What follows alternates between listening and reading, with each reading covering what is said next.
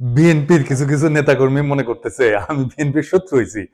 আমি বিএনপির political opponent. আমি কখনো বিএনপি করি নাই। আমারে হাসিনার লোকজন বিএনপি কইতো, আর কইতো আমি তারেক রহমানের ট্যাগা খাইয়া হাসিনার বিরুদ্ধে বলি।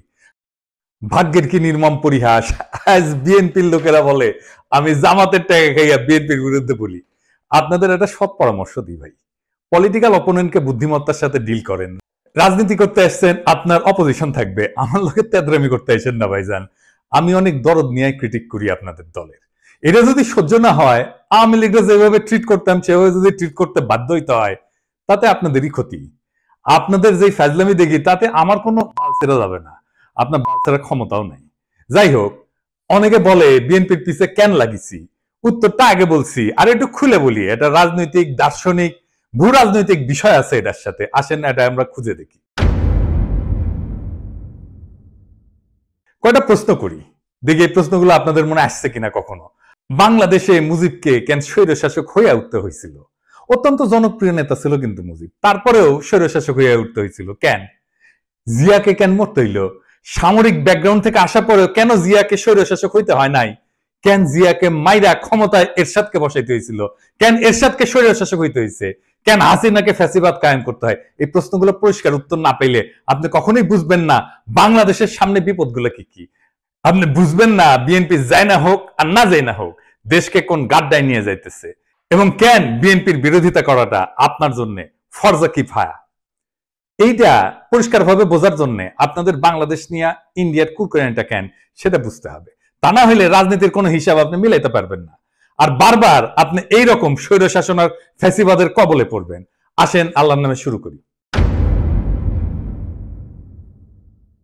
আপনি যদি ভারতকে প্রশ্ন করেন আজকের দিনে তার সবচেয়ে ঝুঁকিপূর্ণ সীমান্ত কোনটা, কে তার সবচেয়ে কৌশলগতভাবে গুরুত্বপূর্ণ প্রতিবেশী, পাকিস্তান কিন্তু না, উত্তরটা হইল বাংলাদেশ। বাংলাদেশ কেন ভারতের একটা জীবন্ত দুশ্চিন্তা, সেটা বুঝতে হলে আপনাকে দুইটা জিনিস একসাথে দেখতে হবে।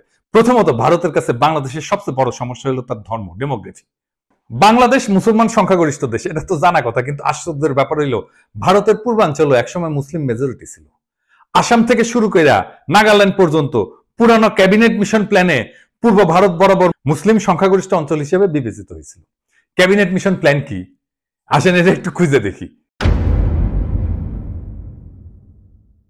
ক্যাবিনেট মিশন প্ল্যান হচ্ছে 1946 সালে ব্রিটিশ সরকার প্রস্তাবিত একটা সাংবিধানিক পরিকল্পনা, যা ভারত উপমহাদেশের রাজনৈতিক ভবিষ্যৎ নির্ধারণের জন্য গৃহীত হয়।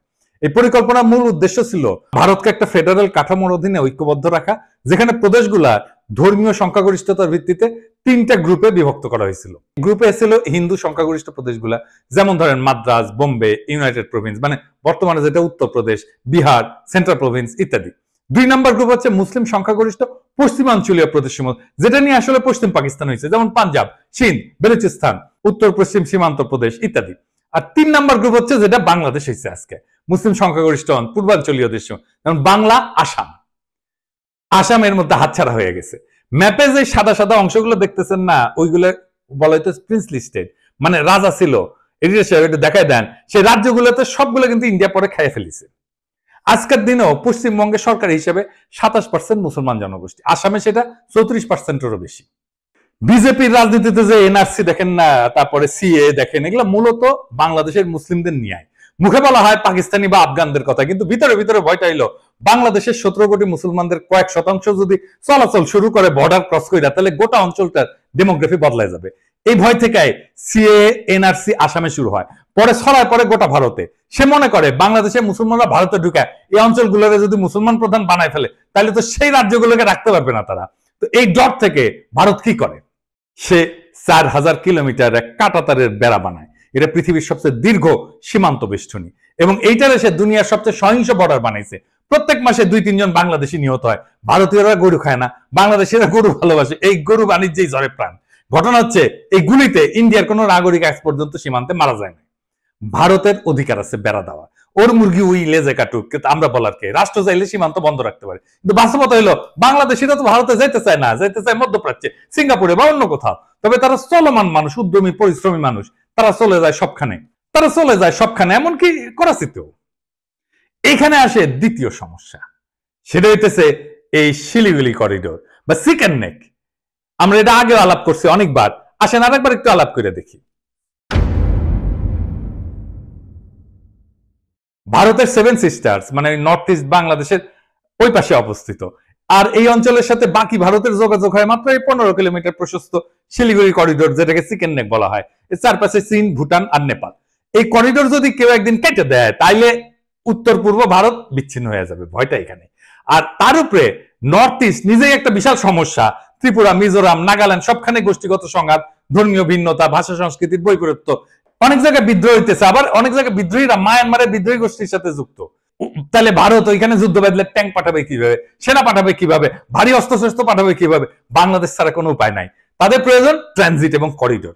চট্টগ্রাম বন্দরের মাধ্যমে ত্রিপুরায় প্রবেশ বা রেলপথে পূর্বাঞ্চলে যাওয়ার সুবিধা, এটাই ভারত দীর্ঘদিন ধরে চাইছে। কিন্তু ভাবেন একবার, আপনি একজন বাংলাদেশি, আপনাকে কাঁটাতারে ঘিরে রাখা হইলো, তারপরে বলা হইলো ভারতীয় ট্রাক যাবে আপনার দেশের একদিক থেকে আরেক দিকে, ভারী সরঞ্জাম যাবে।